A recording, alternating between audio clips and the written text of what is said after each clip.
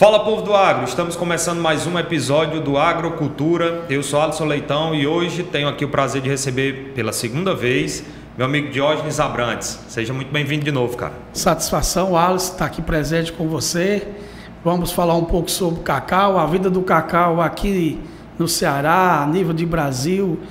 E vamos falar um pouco do agro, que o agro é forte, o agro é vida, e vamos falar do cacau. Bora simbora.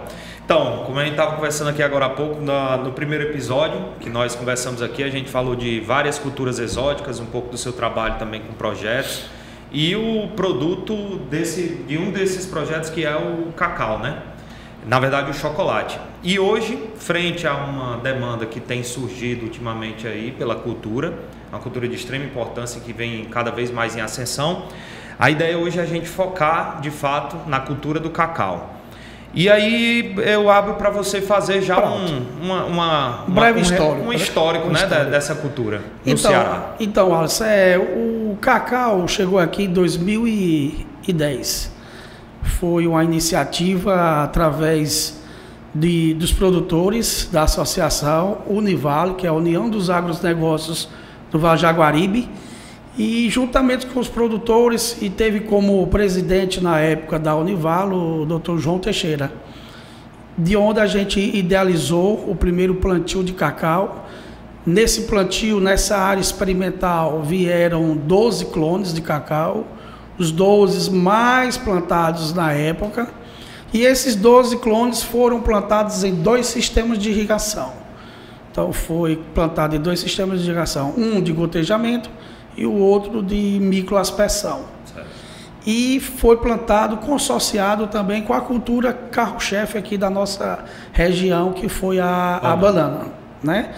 Então, a pesquisa iniciou em plena seca, né? Em 2010, Castanhão com pouca água, quem tinha 300 hectares ficou só com 150, quem tinha 2 ficou com 1, e a ideia era trazer inovação para o Ceará. Sim. Alternativa, né? Novas alternativas que pudesse usar a água com eficiência e você ter uma verticalidade, um produto que economicamente também fosse viável para o produtor.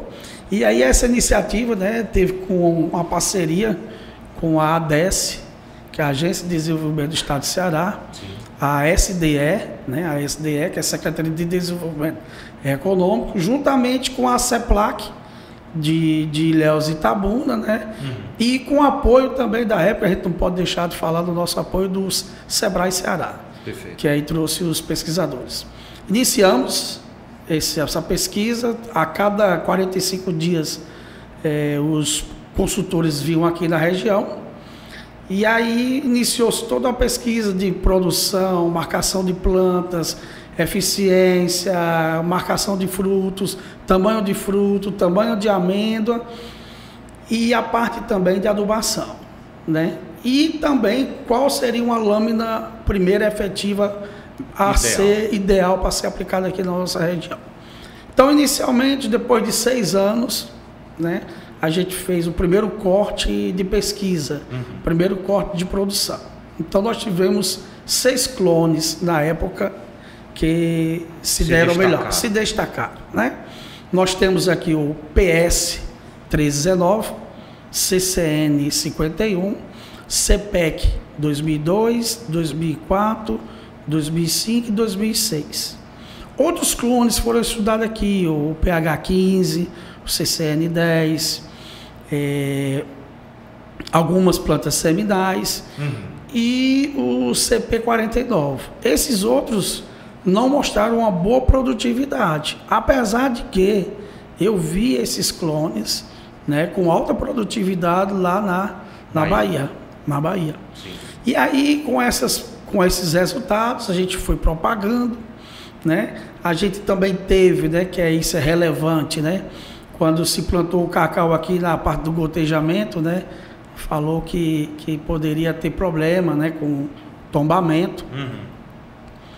E principalmente na nossa área, que a nossa área era uma área toda plantada com mudas de estaquia, né? Mudas enraizadas. E aí se falava que poderia ter um grande índice de tombamento. Sim. Mas aqui nunca tombou uma planta devido ao sistema de irrigação. E chegamos também a uma produtividade de 30% a mais, né, no sistema de gotejamento. Mas por quê? Porque a gente também fez uma pesquisa em termos de levantamento de raízes. Certo.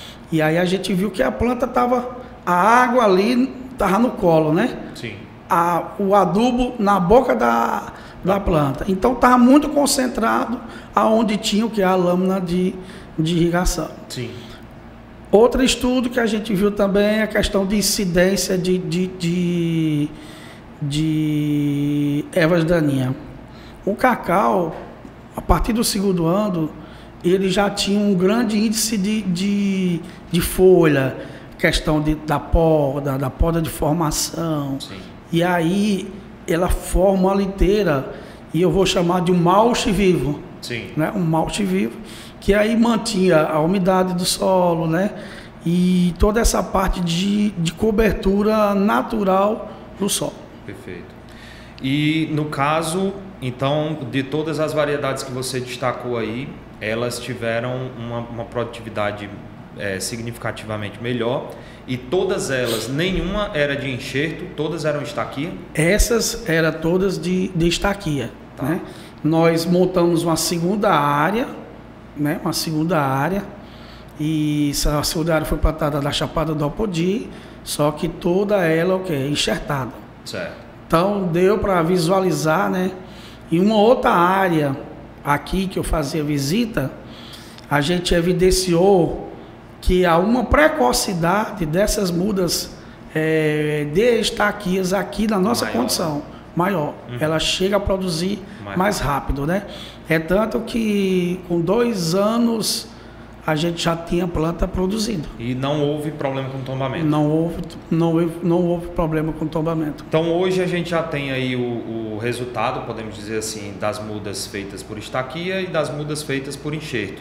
Tem alguma diferença significativa? Tem sim, a precocidade, né? Isso aí é válido, isso aí não tem...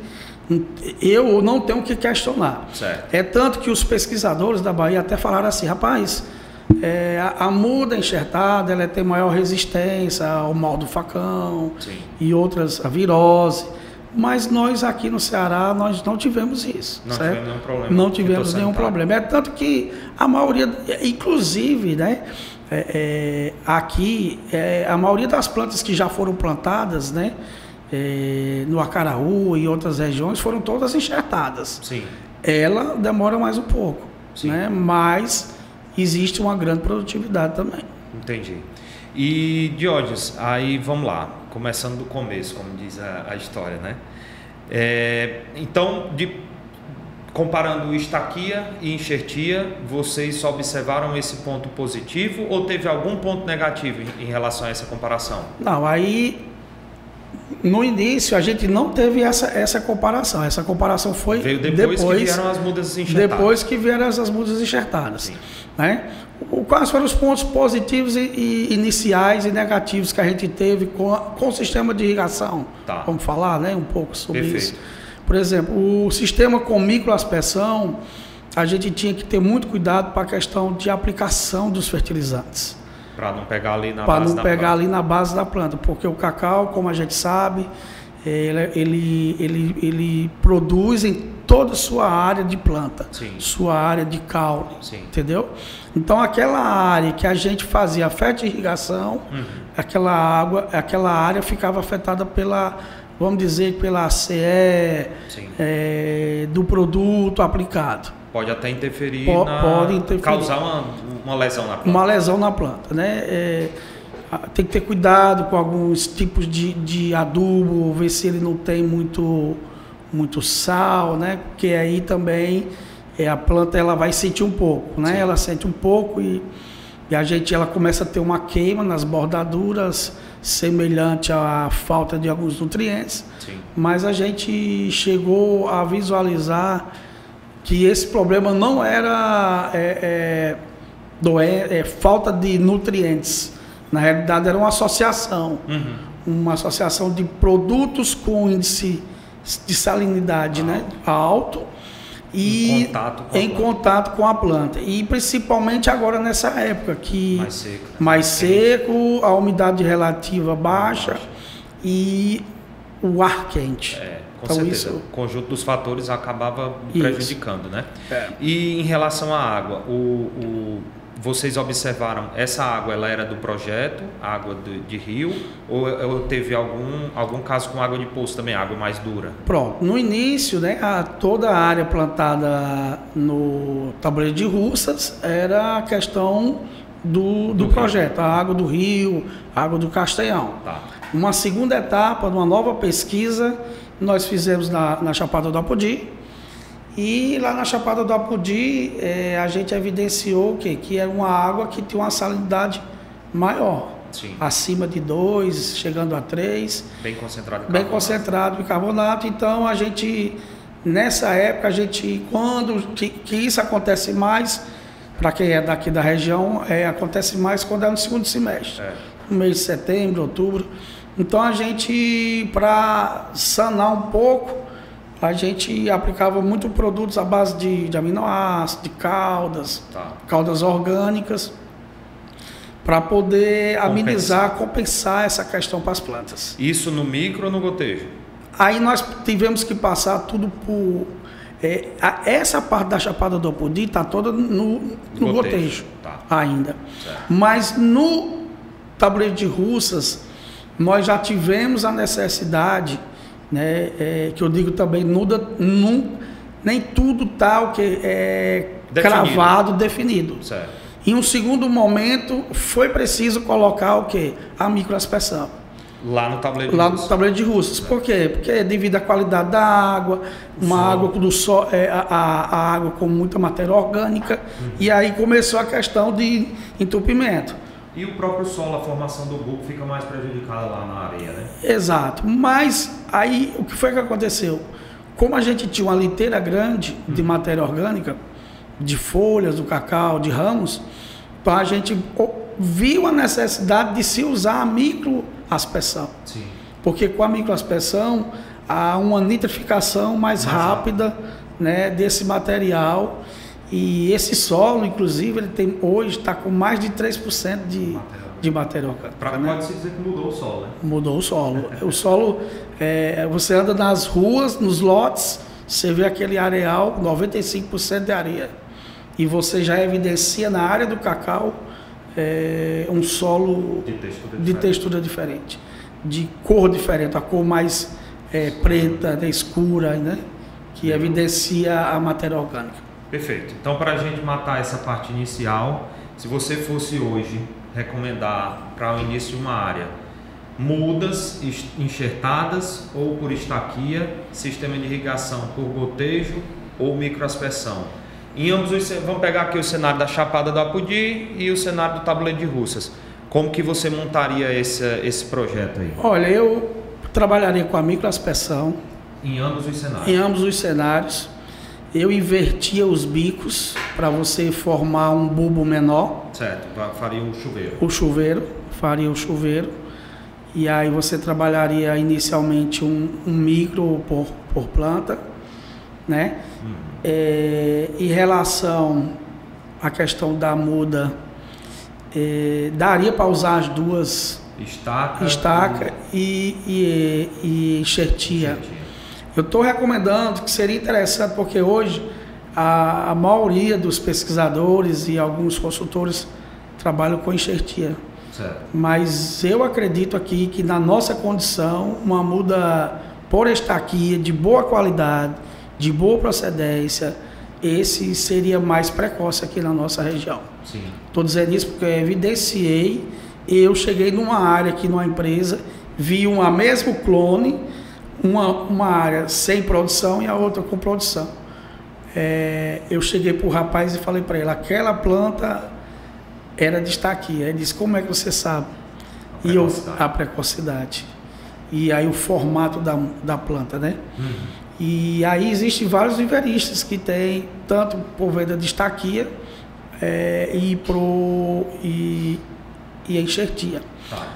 É mais precoce, você produz a muda mais rápida, só que quem for produzir tem que ter uma estrutura mínima. Sim. De estufa, de câmara de nebulização. Sim. Não é fácil. Mas existem várias empresas ainda fora do estado que ainda produzem, né? Tem a Biofábrica, tem um produtor que tem um viveiro lá em São Paulo agora que já produziu mais de 400 mil mudas, né? Enxertada. Então é isso. Perfeito. Muda de semente não recomendo. Não. Já teve casos aqui que plantaram uma área de semente e depois foram querer fazer enxertia no campo. Aqui não vai. Não temos clima para isso. Aqui a gente não tem clima para isso. E outra coisa, quem fez isso perdeu as plantas tudinho. É complicado. 80% a 90%. E Diógenes, em relação ao uso do micro na Chapada do Apodi, numa água de poço, o contato daquela água mais dura, rica em carbonatos com a planta, tu acha que pode ter alguma influência negativa? Tem, mas aí é manejo, né? Eu sempre falo que é manejo. Por exemplo, na área da Chapada do Apodi, nós tivemos uma questão de, por exemplo, área de pH alto. Sim. Então, do solo. Certo.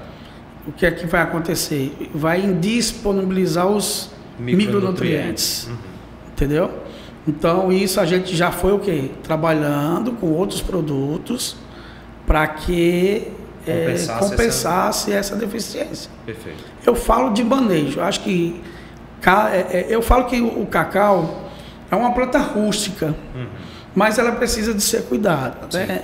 Eu digo às vezes também que ela vai muito na carona de outras plantas, né? O consórcio. Consórcio. E aqui existe uma diferença, né?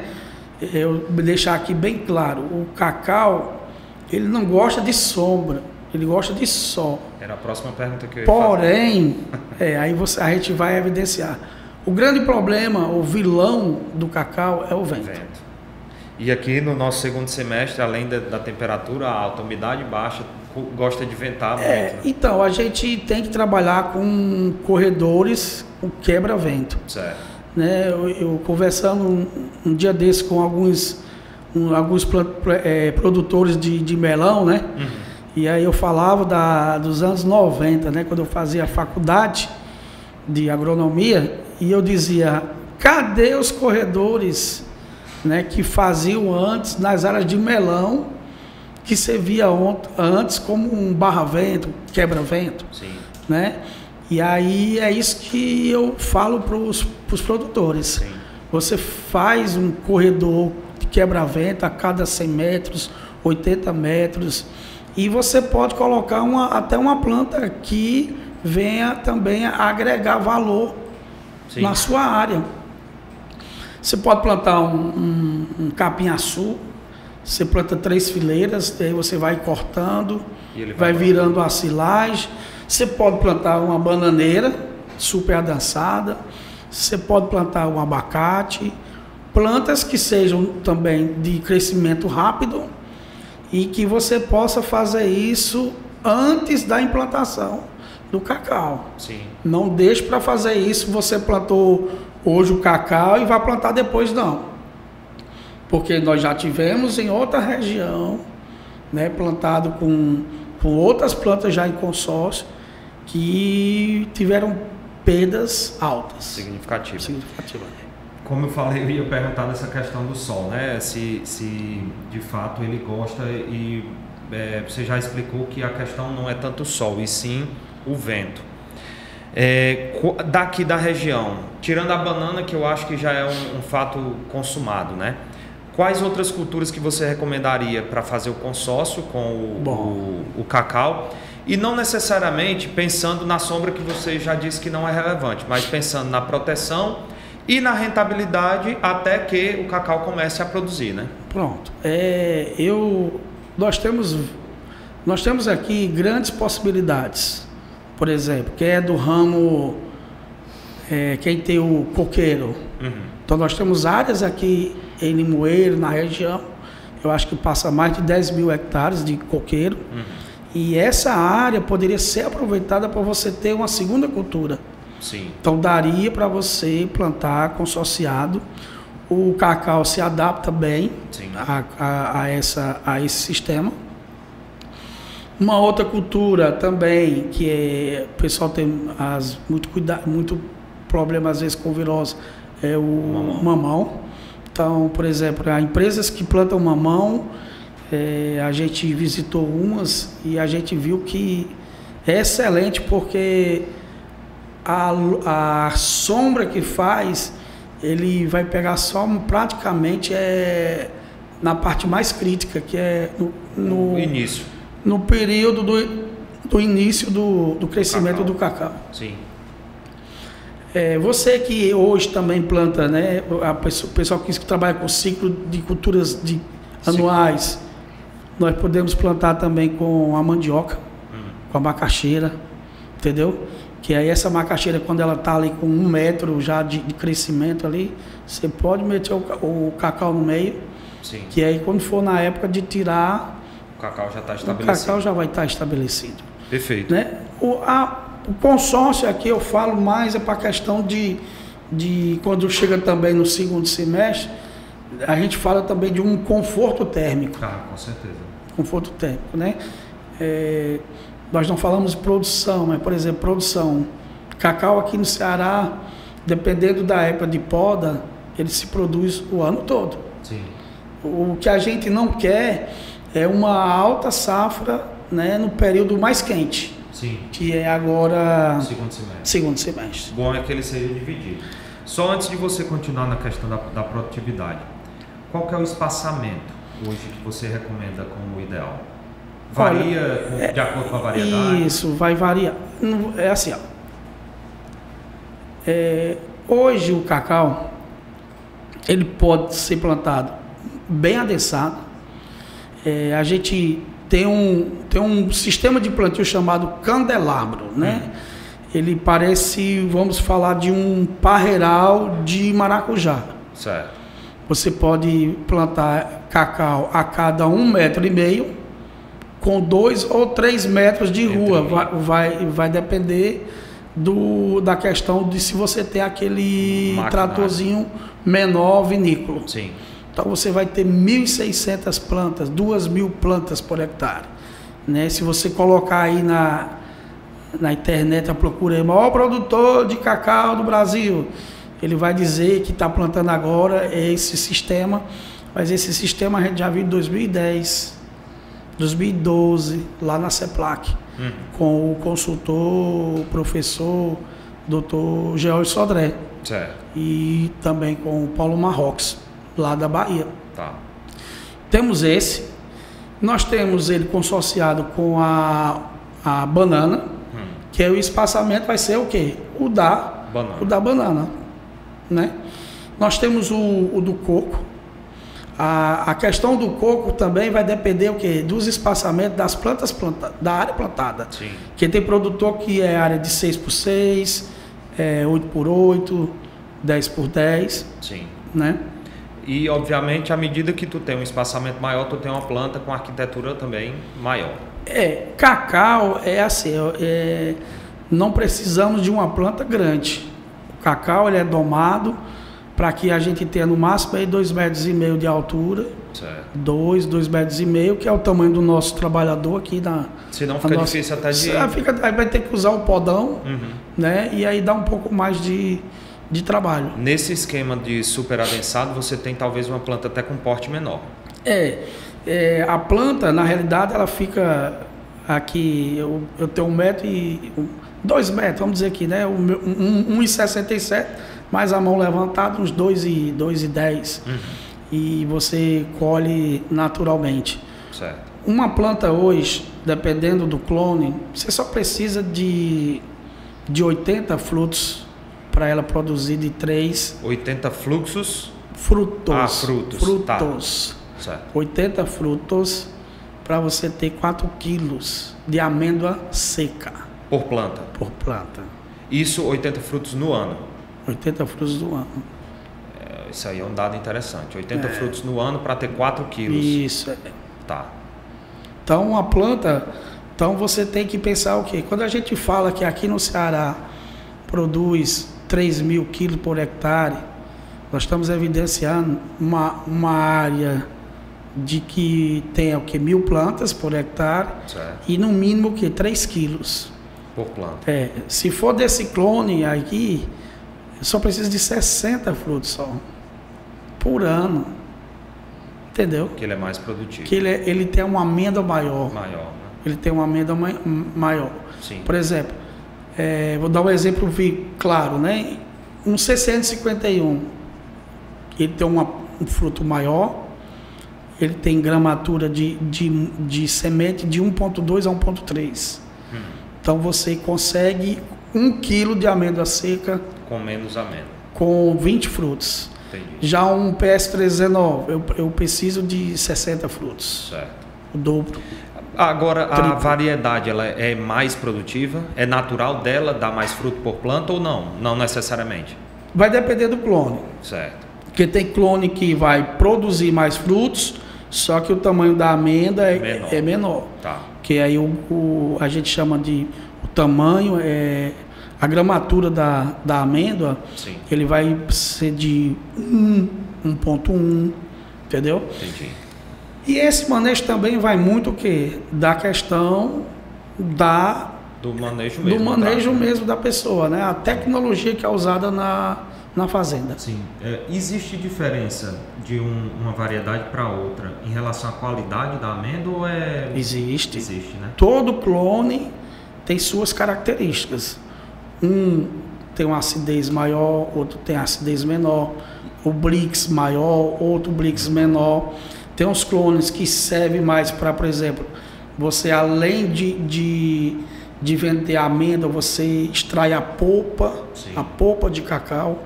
Que ele tem mais polpa, né? Ele tem mais polpa, é uma polpa... Tem que praticamente não tem nada. E o cacau, eu sempre digo que é uma planta que você aproveita tudo, né? Tirou ali a casca, já serve... A casca do fruto já serve como volumoso. Eita, agora o Deus está dizendo aqui que os animais vão comer agora só casca de serve cacau. Serve para fazer drink nas praias também? Serve para fazer drink nas praias. Ele não utilizado para os animais, ele pode ser virar composto orgânico. Aí você tem também a questão de polpa. Sim. Né? A polpa se eu tenho 100 quilos de amêndoa fresca, eu tenho um rendimento aqui que a gente consegue de 30%. É bom. É bom, não, é um bom negócio. E para extrair já existe máquina? Já, as nossas marcas de despolpar aqui que utiliza nas empresas que faz polpa, né? Legal. Nós aqui já fizemos a extração. Já são pioneiros desse já fizemos isso aqui também. Já. Jorge, e aí em relação à adubação? Qual se existe, receita não existe, mas aqui pelo que tu tem visto na nossa região, a qual tipo de adubação ou qual manejo de nutrição do cacau ele tem respondido melhor? Então, na realidade, você tem que fazer um balanço da questão do N e potássio. Certo. E por incrível que pareça, há uma necessidade aqui maior de micronutrientes. Certo. De micronutrientes. E a gente trabalhando aqui, né, com matéria orgânica, com produtos à base de aminoácidos, hoje que esses produtos que trabalham o solo bem, né? Condicionadores de solo. Condicionadores de solo. Tá. Ele vai agregar uma boa produtividade. Tá. No momento da formação, ele precisa mais de um pouco mais de potássio, né? Ele precisa um pouco do boro, tem que fazer uma correção do solo para ficar ali em torno de 6,5, certo, porque senão a amêndoa fica um pouco xoxa e tem que adubar bem também com o boro, né? Com boro também. Sim. E ele apresenta um pouco de deficiência de magnésio, né? E aí você tem que corrigir isso aí. Perfeito. Em relação à quantidade média dos elementos principais, assim, qual Na realidade, assim, eu gosto de ver a área, né? Fazer ali os... Medicar depois de ver o paciente. Verdade, porque eu faço como a história, se você colocar nessas IA da vida... Vai dar, né? Vai dar lá um monte lá, né? Mas é bom você saber quanto é que já tem, para você poder trabalhar com esses limites. Não, claro, entendeu? Perfeito. E dentre todos os elementos, você citou boro, potássio como elementos chaves, mas qual deles tu considera o mais limitante, que não pode faltar de jeito nenhum? Olha, eu vou falar aqui os micronutrientes como um todo. Durante todo o ciclo, desde a formação da planta? Desde ao crescimento até a produção. Tá. Eles têm que ser bem trabalhados. Legal. Aqui, eu acho que é pela condição de solo. E isso vocês aplicam via fertirrigação? Via fertirrigação. Legal. Perfeito. Em relação à parte fitossanitária, quem tem sido o maior adversário aqui na região? Pronto. Aqui nós não temos problema com vassoura de bruxa, né? Não. Nunca tivemos e acredito que não vamos ter. Mas eu sempre falo com os produtores o seguinte: a praga do cacaueiro na nossa região é a praga da época. Certo. Né? Nós temos as incidências das pragas do primeiro semestre e temos as do segundo semestre. Certo. O que tem apresentado aqui para a gente um ácaro. Tá. Um ácaro. No segundo semestre agora um pouco de cochonilha. Chegaram a identificar se ácaro rajado, ácaro... É o ácaro... É o mesmo que dá no coqueiro? É o mesmo que dá no coqueiro, pronto. É o ácaro rajado. Tá. Então nós temos a cochonilha branca, não é a rosada. Mais no segundo semestre, né? Mais no segundo semestre. Termo de doença, aqui, se tiver muito úmido, né, vamos dizer que choveu 3 dias seguidos, se der ali uma podridão, uma traquinose, é muito pouca. Talvez isso vá ocorrer mais lá pelo litoral. Certo. Que a gente já tem relato, a umidade maior, né? Então, mas aqui na nossa região, no Vale do Jaguaribe, não temos essa preocupação. Tá. Acredito que a gente vai ter essa preocupação de doenças como a traquinose e outros, mas quando você tem uma umidade relativa muito alta, maior. Por exemplo, lá no Acaraú, existiu um controle do parte dos produtores de lá no primeiro semestre. Sim. É tanto que lá a gente vem evidenciando que para fazer podas de produção seria ideal depois da chuva. Que aí você tem, por exemplo, agora mesmo. Tá. Né? Há 2 meses atrás, há 3 meses atrás, quem fez, né, como tem boa umidade e eles lá aplicam uma boa lâmina de água, eles retornam mais rápido. Ela já, não é nem os ramos tomar mais rápido. É que a formação mais rápida para a questão da florada. Entendi. E não vai ter o problema de doença. Alguma doença ali, sendo ou estaca ou enxerto, na base da planta, tipo gomose, fitófora, o cacau não é suscetível a isso? Não. Nunca tive problema. É muito rústico.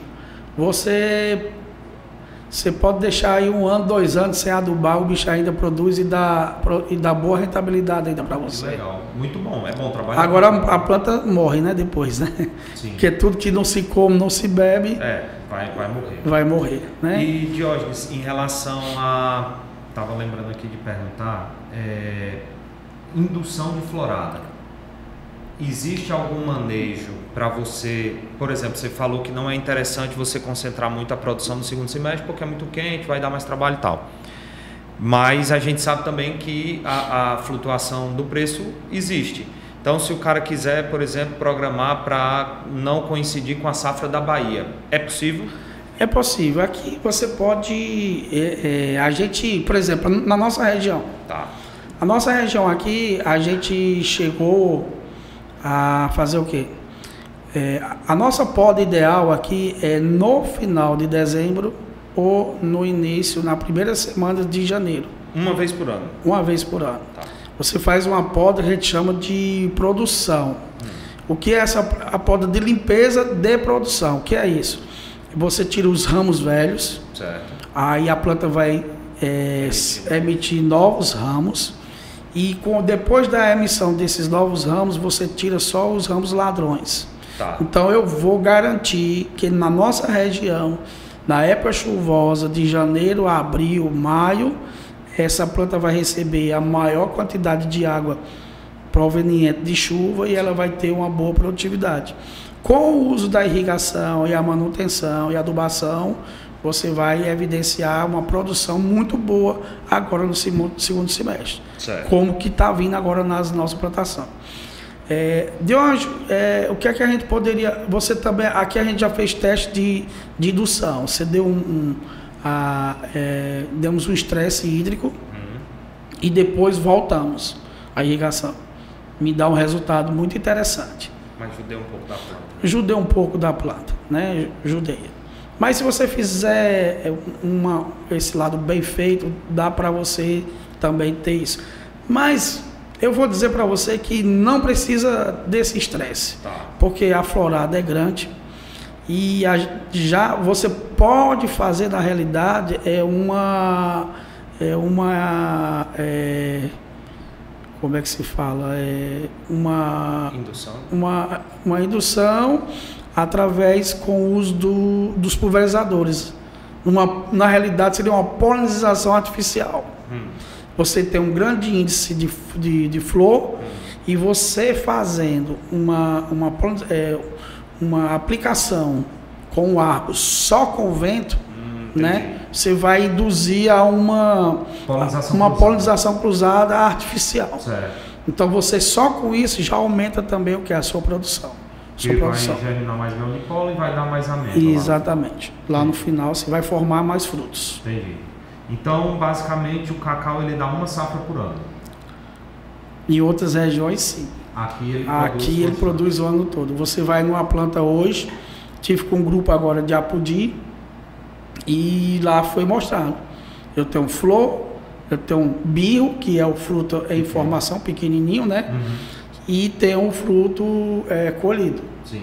Depois evidenciei lá na barcaça a amêndoa. Tá. A amêndoa. Perfeito. Estamos quase chegando aqui no ponto. Eu acho que a gente contemplou bem todas as fases do ciclo. Escolha do material, se por estaca ou enxerto, semente não, adubação, parte fitossanitária, pelo que você nos passou, muito tranquilo. E aí agora só para a gente já caminhar para o fim, retomar a questão da produtividade que você começou a pincelar lá no começo. Qual que é o cenário hoje do Brasil? A gente sabe, podemos dizer que hoje os principais players são Pará e Bahia? Exatamente, Pará, Bahia e Espírito Santo, né? Os maiores produtores. Hoje, essas áreas, esses produtores que utilizam, né, da irrigação, da fertirrigação, que não estão em áreas de cabluca, né, de Mata Atlântica, de requisitos, eles conseguem 3.000 plantas, né? Tem um projeto, nós temos um projeto 500 arroba. Esse projeto 500 arroba, você consegue ter uma alta produtividade. 7.500 quilos? Exatamente. Mas aqui nós chegamos a 3.000 e eu digo para todo mundo. Tem margem. Tem margem para chegar a 4.500. Interessante. Tem margem para chegar a 4.500, por quê? Porque nas nossas áreas experimentais, em alguns momentos, nós não chegamos a fazer a atividade no momento mais propício, ideal, entendeu? Sim. E nossas áreas, a gente fala que é um laboratório, né? Claro. Foi um laboratório... Melhor que existe. Melhor que já existiu e que existe ainda hoje. Porque a gente vê o que a gente não deve fazer e como deve fazer. Com certeza. Né? Então, você que quer produzir cacau, né? Você consegue aqui no Ceará 3.000 quilos por hectare. Preço hoje a gente falou, devido à crise, já chegou a R$ 71. Eu sou comprador também, já cheguei a comprar de R$ 61. Nós estamos tendo uma queda esses dias, mas hoje ainda está R$ 40. R$ 40 o quilo. O quilo, vezes 3 mil quilos, é 120 mil. 120 mil, onde o custeio anual é de 22 a 23. Então, é uma cultura boa. O cacau é uma planta que você colhe e você pode armazenar por um ano, né? Inclusive, eu soube esses dias que você pode enviar para o comprador, ele armazena para você e você vende depois, se você quiser. Isso, a gente chama de venda à ordem, né? Por exemplo, eu mando hoje uma partida, eu tenho um exemplo disso claro, né? Um produtor nosso, vou falar de números fechados, né? Ele mandou 1.000 quilos para uma empresa X, que eu não vou citar, e aí ele tinha uma informação que há 2 semanas após a chegada do cacau dele, o preço do cacau ia reagir. Então, no dia que a amêndoa dele chegou, estava R$ 57, né? R$ 57. Então, 1.000 quilos já dava quanto? R$ 57 mil. Então, ele deixou a ordem, né? Então, o produtor deixou a ordem. Esse cacau de 57, ele foi para 62, 63, com o incentivo da empresa, que ele pagou um auge a mais para esse produtor chegou a vender a R$ 71 por quilo. Então, 71 vezes 1.000, 71 mil. Ele ia receber 57. Então, só em jogos de commodity, de valorização, ele teve aí um ganho a mais de 13 mil reais. Interessante. É interessante. E isso é bom porque, diferente de outros materiais, o cacau ele aguenta, né, esse armazenamento. E essa opção, por ser podemos dizer que é uma commodity hoje, né? É uma commodity. Você pode, ele na verdade lhe serve de moeda. Você uma moeda. Lá, deixa reservado e ele pode inclusive valorizar. Né, eu falo que cacau é uma cultura de pequeno produtor, de médio produtor e grande produtor. Os pequenos na região de Ilhéus, eu evidenciei que eu tive a oportunidade de ir lá, dia de sábado, um dia de sábado, que é dia de feira para todo mundo aqui no nosso Nordeste. O pessoal sai de casa com a amêndoa de cacau, chega lá na venda, deixa e vai fazer sua feira. Entendeu? Na Bahia, o cacau, ele é guardado se você não tiver muito cuidado, os caras roubam. Porque tem valor agregado. Tem muito valor agregado. Muito valor agregado. E eu imagino aqui a gente, né, do Ceará, que é uma amêndoa, não desfazendo de outros estados, mas o produtor aqui está muito preocupado com o processo de fermentação. Então já é uma amêndoa com maior valor agregado, mais sofisticado, as empresas dão um ágio a mais, né, devido à qualidade e o processo de fermentação ser diferente. Em relação à mão de obra, Jorge, demanda muita mão de obra a cultura? Pronto. Outra vantagem também do cacau. Nós aqui evidenciamos, né, com a alta tecnologia aqui, um homem para 3 hectares. Eu falo um homem para 4 hectares, seria 0,25 por hectare. Mesmo numa área dessa mais adensada? Não, aí numa área adensada de 1.600 plantas, eu diria 2 homens, né? Mas uma área de 800 plantas é bom. Um homem para cada 1.000 plantas. 2.000 plantas. Tá. Né, que seria meio homem por hectare. Certo. Vamos calcular meio homem por hectare. Entendi. Mas você pode chegar a um homem para 3 hectares. Entendi. Porque a maior demanda vai ser da mão de obra na formação da planta, na poda, a formação, né, que é a poda de formação, e seria depois a colheita. Certo. E aqui, né, todos estão indo na questão de estar sendo semi-mecanizado, né? Já temos produtores aqui no Acaraú que já tem sua máquina colhendo o fruto no campo. Ele está colhendo, ele quebra no campo e fica com a amêndoa e já deixa na casca no campo, já servindo de adubo. Perfeito. Isso é interessantíssimo. É interessantíssimo. Perfeito. Meu amigo, deixo aberto aqui o espaço para você fazer as considerações finais. Primeiro, gostaria de agradecer mais uma vez sua disponibilidade, sempre que a segunda vez, é o primeiro a voltar, viu, Diogo? É verdade. É o primeiro a repetir, mas não é à toa, porque da primeira vez, para quem não viu ainda, nós falamos sobre culturas exóticas, falamos um pouco sobre cacau, falamos sobre projeto, como conseguir recursos aí via os bancos e tudo. Então, você que não viu ainda, volta lá. O Diógenes tem inclusive um produto à base do cacau, que são os chocolates, os nibs e o chocolate 46%, 70%, o pó de cacau e a manteiga de cacau. Aí, é bastante coisa, genuinamente aqui direto em Limoeiro do Norte para todo o Brasil e todo mundo. Então fica aí a dica para você. Depois a gente vai deixar nos comentários, Jadson, qual é o episódio. E aí quem quiser depois de ver esse daqui, visita o anterior lá para ver no card, né? E aí fica à vontade, meu amigo, faça as suas considerações. Agradecer pelo espaço, o chamado Agrocultura, né? Isso. O espaço Agrocultura, é a segunda vez que a gente vem aqui. Estamos sempre à disposição, né, para falar um pouco da cultura do cacau. A gente acredita no cacau. Nós já estamos trabalhando nessa cultura desde 2010, né? A cultura ela vem crescendo no estado de Ceará. Hoje acredito que tenha mais de 450 hectares. Bastante. E acredito que de janeiro para fevereiro aumente mais uns 100 hectares aqui. Porque hoje a nossa deficiência ainda é a questão da muda, né? Muda vem de outro estado, já tem produtores de muda aqui no estado de Ceará.